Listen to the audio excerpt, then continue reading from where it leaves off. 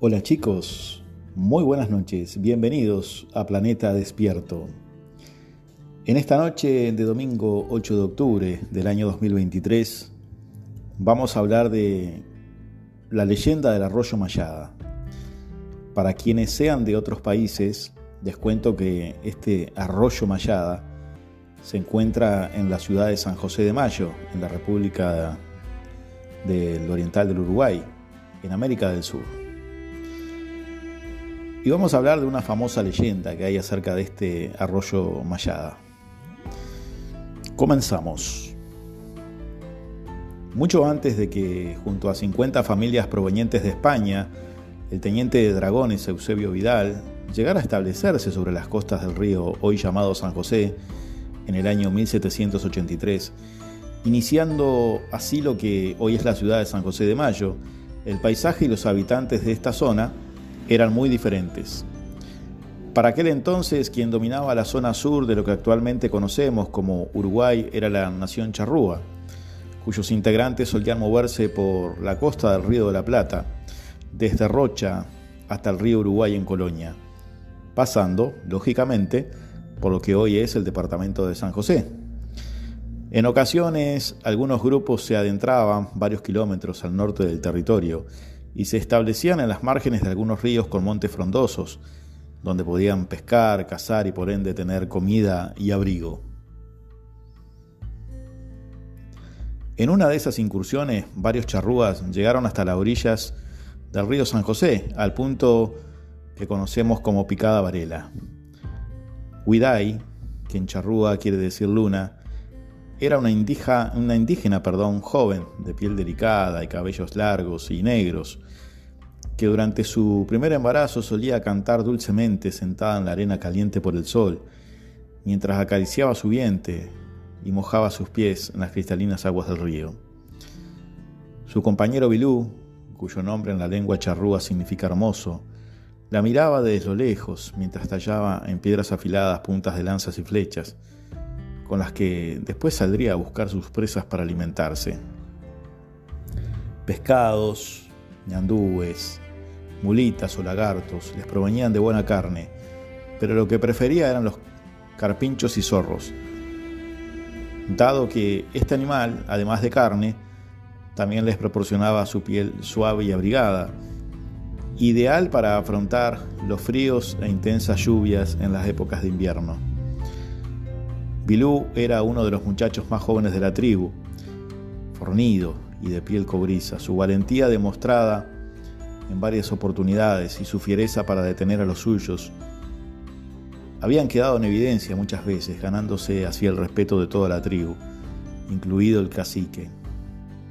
Una mañana de sol, mientras Bilú recorría los montes nativos sobre la margen norte del río, encontró una gran planta de purucuyá repleta de flores.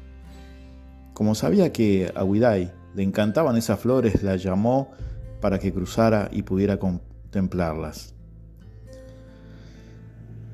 Ya habían pasado varias lunas y el vientre de ella era muy prominente.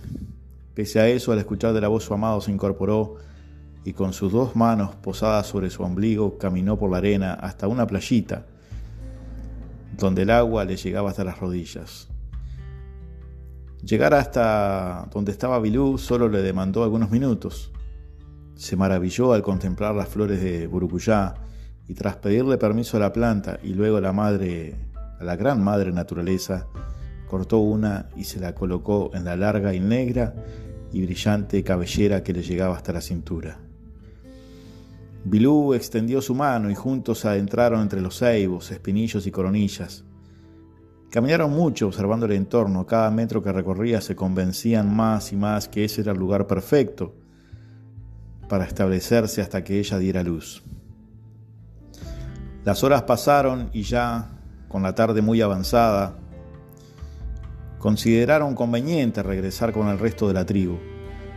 Pero al volver a la playita por donde en la mañana el agua solo le llegaba hasta las rodillas de Huiday, parecía otra. El cauce del río había crecido más de lo esperado, producto de una lluvia registrada algunos kilómetros más al norte, y cruzar se presentaba como un gran desafío para la indígena embarazada. No tenían opción, debían llegar al otro lado a nado. Fue así que ambos saltaron al agua. Uday por donde horas antes estaba la playita y Bilú algunos metros más hacia donde corría el río. De esa forma podía detener a su compañera en caso de que ésta no pudiera contracorriente. Él llegó rápido a la otra orilla, desde donde comenzó a darle ánimos a su esposa, que, aunque más lento, también avanzaba sin inconvenientes, hasta que pocos metros de alcanzar su objetivo, sintió una especie de calambre que pareció inmovilizar sus brazos y piernas. Le arrancó un grito de angustia y la hizo hundir parcialmente. Bilú saltó nuevamente al agua, en pocos segundos le dio alcance y la sujetó mientras braceaba de espaldas. En la orilla lo esperaban otros integrantes de la tribu, que como ellos quedaron sorprendidos al ver el agua teñirse de un rojo intenso, como el color de las flores nuevas de ceibo. Ya era un recodo del río, aún el agua, pero fuera del peligro que representaba la corriente. La mujer fue rodeada por otras más viejas que advirtieron la maravillosa novedad. El esfuerzo de Uday mientras nadaba y la fuerza utilizada para poder atravesar el río habían provocado un aceleramiento en el trabajo de parto, por lo que apenas el sol ocultó sus últimos rayos en el horizonte, un llanto silenció por unos instantes el bullicio del monte, que poco después volvió con más fuerza, como celebrando el nacimiento de una nueva niña charrúa, a la que por haber nacido en el río llamaron Hue, que en el idioma nativo significa agua. Hue crece. La pequeña Hue fue creciendo entre juegos y risas como cualquier otro niño de su tribu, pero había algo en ella que la hacía especial. Su conexión con la naturaleza era mucho más fuerte que la del resto de los habitantes del lugar. Pasaba horas en el río, trepando árboles o corriendo por la llanura. Los animales con los que hablaba permanentemente parecía que le hacían caso. Ella estaba convencida que así era. Los peces la rodeaban cuando nadaba, los colibríes revoloteaban a su alrededor, las luciérnagas hacían brillar más su luz cuando estaban a su lado. Zorros, armadillos y varios animales que nosotros ni siquiera llegamos a conocer seguían sus pasos cada vez que ella caminaba o corría por los verdes campos. En su rostro cobrizo siempre había una sonrisa hermosa que había heredado de su madre Uday. Sus días iniciaban con la salida del sol y terminaban poco después de que se ocultaba. Una de las cosas que más le gustaba hacer a Hue era sentarse sobre unas grandes piedras grises a contemplar cómo el astro rey se retiraba hasta el día siguiente. Se quedaba en silencio observando. Junto a ella, cientos de grillos, roedores y demás animalitos e insectos del monte hacían lo mismo. Finalmente, cuando el sol se terminaba de ocultar, golpeaba sus manos haciendo palmas y todos los animales estallaban de júbilo. Hue les hablaba, y ellos la escuchaban con sus hocicos apuntando al cielo y mirándola fijamente con sus pequeños y brillantes ojos. Con la llegada de la noche parecían encenderse.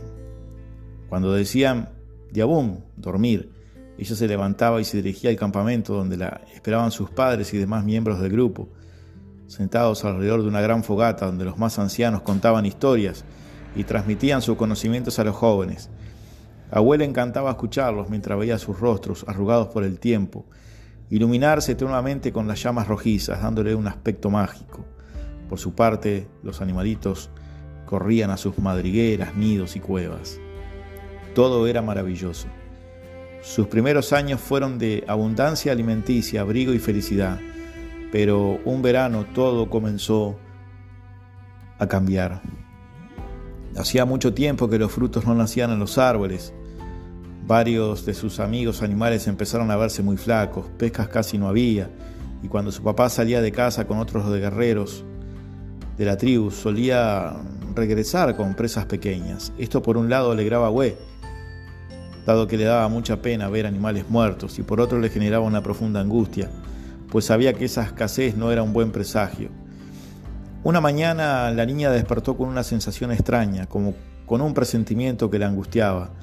Los animalitos lo notaron y prefirieron mantener una distancia prudente y silenciosa. Sentada en sus piedras grises, 2 lágrimas brotaron de sus ojos. Una murió en su boca y la otra cayó al río generando una pequeña onda expansiva sobre el agua, tras la cual asomaron 2 ojos y 2 más y 2 más. Eran las ranitas, las mejores amigas de Hue, que no aguantaron más y les acercaron para saber qué le pasaba. La pequeña sonrió y con los ojos aún húmedos llamó a todos los animalitos. Poco a poco los peces asomaron sus cabezas sobre el agua. Felinos del monte se acercaron a ella tal cual gatos domésticos. Los reptiles aparecieron debajo de las piedras. Todos la rodearon, pero ninguno se atrevió a preguntar. Finalmente fue ella la que dijo: amigos, prometamos que nunca, por nada del mundo, nos vamos a separar. Ante todo esto, todos respondieron con júbilo. Los peces saltaban, los grillos comenzaron a hacer sonar su clásico cri, cri, cri. Con más fuerza que de costumbre, los pájaros trinaron. Las mariposas armaron coreografías llenas de color y las luciérnagas trazaron líneas fluorescentes en el cielo que, poco a poco, se ponía cada vez más oscuro. Luego de algunos minutos, Hue dijo Diabún, como poniendo punto final al día, tras lo cual todos los animales se fueron a dormir, mientras ella encaminó sus pasos a la gran fogata de la aldea. Cada paso que le acercaba al punto de reunión acrecentaba su mal presentimiento, y al llegar y ver la cara de los líderes, se terminó de convencer de lo que dirían sería aquello que nunca hubiera querido escuchar. Tenemos que partir a otras tierras, hacia donde se oculta el sol, pues aquí ya no hay comida ni abrigo, dijo el cacique señalando con un dedo índice, rumbo a donde en la actualidad se encuentra lo que conocemos como Boca del Cufré. Esa noche la niña no durmió, lloró largamente, tratando de no hacer sonidos mientras contemplaba la luna, las estrellas y el oscuro y tupido monte que parecían asomar sus ramas sobre el agua del río, como queriendo saber qué sucede en las profundidades. Cuando el sol salió, la mayoría de los miembros de la tribu ya estaban levantados, desarmando sus tiendas y recogiendo las pieles. El espíritu nómada de los charrúas hacía que no sintieran angustia por tener que dejar el lugar. Los adultos cargaban bultos mientras los niños correteaban de un lado a otro. Solo Hue tenía una gran sensación de vacío, igual que los animalitos que poco a poco se iban reuniendo para la despedida. Cuando la niña se acercó, no pronunció palabra y ellos no emitieron sonido alguno. En ese momento no era necesario decir nada. Ella esbozó una sonrisa, una última sonrisa, y se despidió. Después de eso, cuando la tribu ya había emprendido el lento viaje a pie, no quiso mirar hacia atrás. De haberlo hecho, hubiera visto un cuadro tristísimo conformado por animales e insectos de todo tipo, aglomerado en torno a las piedras, haciendo un absoluto y respetuoso silencio, que solo era interrumpido por el agua al chocar contra las rocas. También esa era la forma que el río tenía de decirle adiós a la pequeña. Los días pasaron y el camino parecía hacerse demasiado largo para Hue, que no levantó la vista en todo el viaje. Su profunda tristeza era evidente. Al cabo de unos días, ellos y su tribu se establecieron a las márgenes de lo que hoy es el arroyo Cufré. Solo bastaba caminar unos 500 metros para estar en las aguas del hoy conocido Río de la Plata, que con el reflejo de los rayos del sol parecía tener millones de espejitos. Al cabo de algunas jornadas, el campamento ya estaba establecido. Los hombres cazaban y pescaban y las mujeres se encargaban de la recolección de frutas y preparación de los alimentos. Casi todos los niños jugaban a excepción de Hue, quien cada vez el brillo de la mirada parecía apagársele más y más. Ya casi no se levantaba ni ingería alimentos, lo que la estaba debilitando de manera considerable. Mientras tanto, el monte contra el río San José parecía haber perdido su color y borrado los trinos tras la partida de Hue. Allí también nada había vuelto a ser igual. Cierta noche en la que los viejos caciques estaban reunidos alrededor de la fogata, preguntaron a Huiday y Bilú por qué razón su hija no estaba participando de esas reuniones que antes tanto le gustaban y que tan importantes eran para toda la tribu. Ellos sabían que su hija extrañaba muchísimo el antiguo hogar, por lo que invitaron a los miembros más viejos a visitarla en su tienda. Una vez frente a la inerte niña, el diagnóstico fue muy claro. «Esta pequeña está muriendo de tristeza», dijo uno de los ancianos. Huiday, evidentemente angustiada, preguntó qué podrían hacer para ayudarla. La respuesta del cacique, dada con rostro impoluto y voz serena, no fue menos impactante y sorprendente. Hay que dejarla volver. Los padres miraron al cacique, a la niña, y luego se miraron entre ellos, Bilú estoico, Vidal con lágrimas en los ojos. Cuando todos se acercaron a la pequeña y le dijeron que tenía la oportunidad de emprender el regreso al lugar donde había nacido y del que ya era parte del paisaje. Al recibir el mensaje de sus padres, la niña pareció volverle el alma al cuerpo. Sus ojos se encendieron pese a su gran debilidad. Se incorporó y lo abrazó a los dos. Al otro día, apenas el sol comenzó a iluminar de manera tenue los campos, inició su travesía de regreso. Esta vez sola y sin estar muy segura del rumbo a tomar.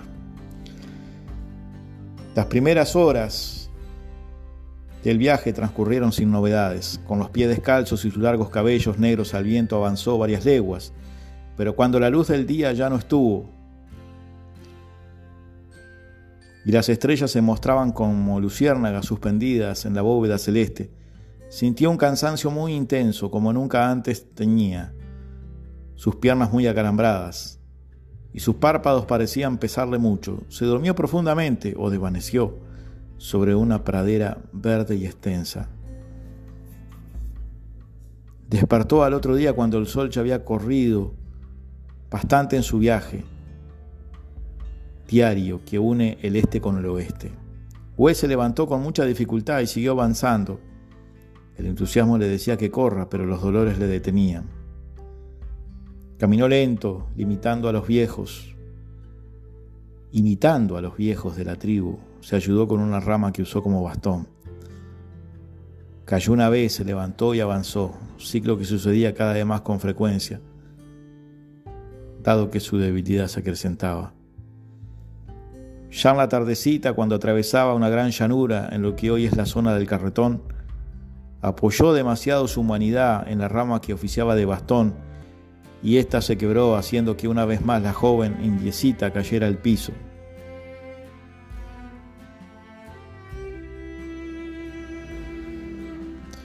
Sabiéndose perdida, cerró sus ojos y lloró desconsoladamente sobre la hierba,